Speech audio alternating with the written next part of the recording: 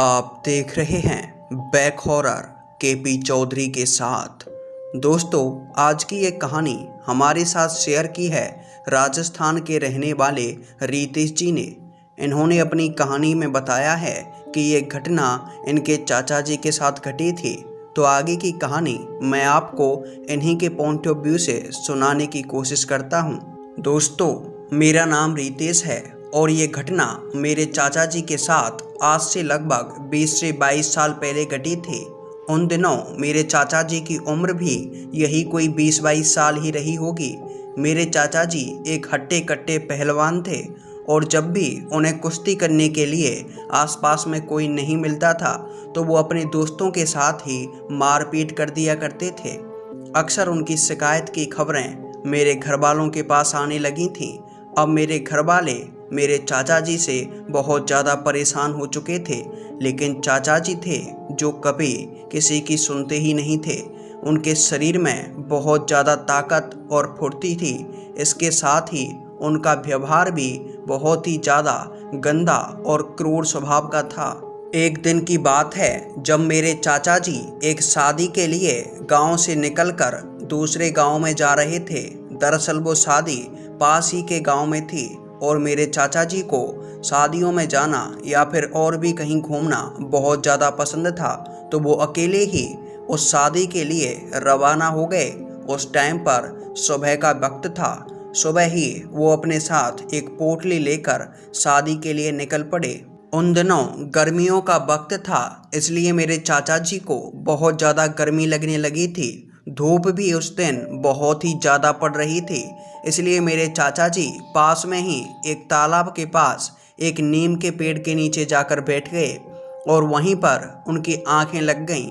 लेकिन जब चाचा जी की आंख खुली तो उन्होंने देखा कि एक लड़का पेड़ के ऊपर बैठा हुआ है और वो भी काफ़ी हट्टा कट्टा और तंदुरुस्त दिखाई दे रहा था। वो धड़ाम से चाचा जी के पास पेड़ से नीचे कूदा और उसने चाचा जी से कहा, क्यों भाई, कहाँ से आए हो और कहाँ पर जा रहे हो? तो मेरे चाचा जी ने उससे कहा कि भाई, मैं एक शादी में जा रहा हूँ। उसके बाद मेरे चाचा जी ने उस लड़के के साथ घंटों बातें भी की, लेकिन उसके बाद जब मेरे चाचा जी वहाँ से चलने लगे तो उस लड़के ने मेरे चाचा जी से कहा, कुश्ती नहीं करोगे मेरे साथ? मेरे चाचा जी को अगर कोई कुश्ती के लिए ललकारे तो मेरे चाचा जी बिल्कुल भी मना नहीं करते थे। लेकिन उस दिन मेरे चाचा जी ने उस लड़के से कहा कि भाई, अभी तो मैं शादी में जा रहा हूँ और अगर मैं तुम्हारे साथ कुश्ती करने के लिए रुका तो मेरे कपड़े भी गंदे हो जाएंगे और मैं शादी में जाने के लिए लेट भी हो जाऊंगा। इतना कहने के बाद मेरे चाचा जी वहाँ से चल दिए। तभी उस लड़के ने मेरे चाचा जी से कहा कि ठीक है, शादी से लौटने के बाद तुम मुझे यहीं पर मिलना और मैं भी तुम्हें यहीं पर मिल जाऊंगा और हम दोनों फिर कुश्ती करेंगे, फिर देखेंगे कि किस में ज़्यादा ताकत है। उसके बाद मेरे चाचा जी ने भी उससे हामी भरी और शादी के लिए चल दिए। उसके बाद मेरे चाचा जी जब शादी मनाकर वापस लौट रहे थे तो उन्हें उस लड़के की बातें याद आईं। अब क्योंकि मेरे चाचा जी को कुश्ती करने का बहुत ज़्यादा शौक था, इसलिए मेरे चाचा जी वापस से उसी पेड़ के पास चल दिए और वहां जाकर बैठ गए। उसके बाद उन्होंने देखा कि वहां पर कोई भी नहीं था, लेकिन जैसे ही उन्होंने अपनी निगाहें पीछे की तरफ देखी तो उन्हें वही लड़का पीछे से आता हुआ नजर आया। ये देखकर मेरे चाचा जी बहुत ज़्यादा खुश हुए। उन्होंने अपने कपड़े उतारे और कुश्ती करने के लिए तैयार हो गए। वो लड़का अपने कपड़े नहीं उतार रहा था। तब मेरे चाचा जी ने उससे कहा कि भाई, कपड़े तो उतारो, कुश्ती करनी है तो। उसके बाद उस लड़के ने कहा कि नहीं, मैं ऐसे ही कुश्ती कर लूँगा। मेरे चाचा जी उसकी ये बातें सुनकर थोड़े हैरान हुए, लेकिन उन्होंने सोचा कि चलो, कोई फ़र्क नहीं पड़ता। फिर मेरे चाचा जी और वो लड़का दोनों ही कुश्ती करने लगे। लेकिन जैसे ही मेरे चाचा जी उसको पकड़कर गिराने के लिए जाते तो वो लड़का हवा में एकदम से गायब होकर मेरे चाचा जी के ऊपर ही आकर बैठ जाता। ये देखकर मेरे चाचा जी को समझ में आ गया था कि वो जिससे कुश्ती कर रहे हैं वो कोई लड़का नहीं बल्कि कोई प्रेत, भूत या जिन है। ये सब देखकर मेरे चाचा जी बहुत ज़्यादा डर गए थे और उन्होंने वहीं कुश्ती को बंद करके वहाँ से भागना शुरू कर दिया और मेरे चाचा जी उससे जान बचाकर मेरे गांव की तरफ भागने लगे। लेकिन वो लड़का जोर जोर से नीम के पेड़ के ऊपर बैठकर मेरे चाचा जी के ऊपर हंसने लगा था और वो मेरे चाचा जी से कह रहा था कि क्यों अब मुझसे कुश्ती नहीं करनी, इतने में ही डर गए। वो लड़का अचानक से मेरे चाचा जी के सामने आकर प्रकट सा हो गया। मेरे चाचा जी वहीं पर उससे डर कर गिर पड़े। तब उस लड़के ने मेरे चाचा जी से कहा कि तुम अपने गांव पहुंच जाओ, उसके बाद मैं तुम्हें ले जाऊंगा और तुम और मैं यहीं पर कुश्ती किया करेंगे। तब मेरे चाचा जी को उसकी बातें ज़्यादा समझ में नहीं आईं। 1-2 घंटे भागने के बाद मेरे चाचा जी गांव में आकर पहुंचे और उन्होंने गांव वालों को और अपने घर वालों को ये सारी बातें बताईं। ये सारी बातें सुनकर गांव वाले बहुत ज़्यादा घबरा गए थे।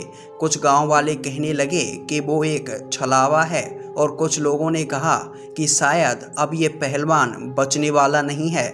और इतना कहने के बाद ही कुछ गांव वाले मेरे चाचा जी को पास ही के मंदिर में ले जाने के लिए तैयार हो गए और कुछ गांव वाले मेरे चाचा जी को बैलगाड़ी में बिठाकर उस मंदिर की ओर बढ़े। लेकिन जैसे ही गांव वाले मंदिर की ओर आधे रास्ते में ही पहुंचे थे कि मेरे चाचा जी अचानक से बेहोश हो गए और कुछ देर के बाद वैद्य ने उन्हें मृत घोषित कर दिया। उसके बाद पता चला कि ये लड़का मर चुका है। पूरे गांव में शोक छाया हुआ था। जब गांव वालों ने पंडित जी से इसके बारे में पूछा तो मंदिर के पुजारी ने गांव वालों को बताया कि उस छलावे ने ही इस लड़के के प्राण लिए हैं। वो चाहता तो इस लड़के को वहीं पर मार सकता था, लेकिन उसने गांव वालों को ये बातें बताने के लिए कि वो उस पेड़ पर मौजूद है, इसलिए इस लड़के को गांव तक आने दिया। और जैसे ही इसने सारी बातें गांव वालों को बताईं तब वो इस लड़के को अपने साथ ले गया। और मेरे चाचा जी की मृत्यु के 2-3 महीने के बाद ही उस पेड़ के पास अजीबोगरीब घटनाएं होना शुरू हो गईं। कई लोगों ने वहां पर मेरे चाचा जी को कुश्ती करते हुए देखा था और आज उस जगह का मेरे गांव में बहुत ज़्यादा खौफ है।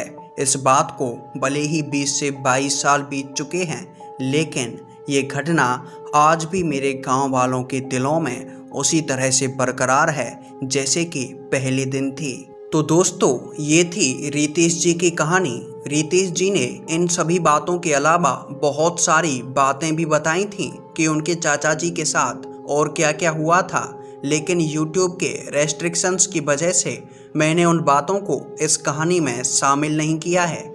तो दोस्तों, ऐसी ही हॉरर और सच्ची घटनाएं देखने के लिए इस चैनल को सब्सक्राइब करना ना भूलें। और अगर आप भी अपनी कहानी मेरे साथ शेयर करना चाहते हैं तो मुझे ईमेल आईडी या फिर इंस्टाग्राम के माध्यम से अपनी कहानी भेज सकते हैं। अगर आपके पास ईमेल आईडी और इंस्टाग्राम की सुविधा नहीं है तो आप मुझे कमेंट के माध्यम से भी अपनी कहानी भेज सकते हैं। आपकी कहानी पर पूरी तरह से काम किया जाएगा।